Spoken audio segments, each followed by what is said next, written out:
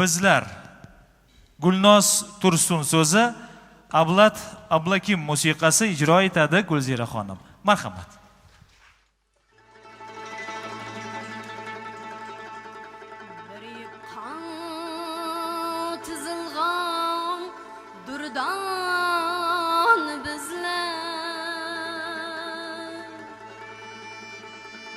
Dostlarga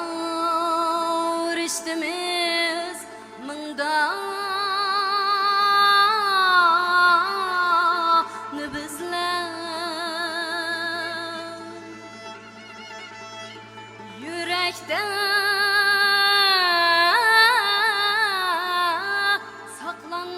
saklangaç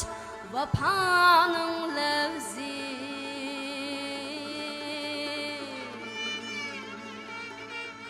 şunlaşka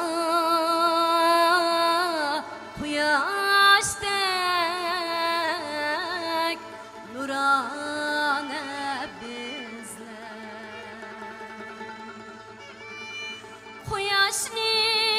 bilsen düşken aftaptir zatimiz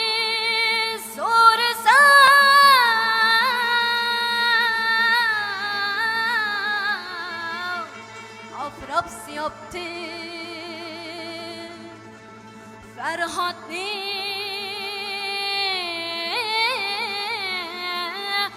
kazgan biz koy kaptı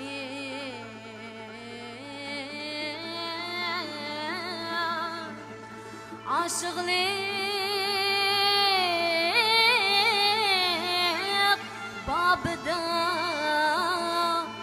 yegane bizler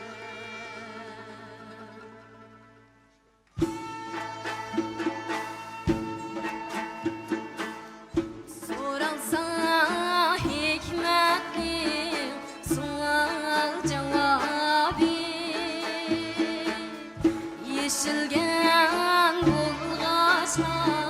buvam farabi Haşkada ulug'dur Mahmud Tavabi Şundaning avlodi shahona bizlar bizlarda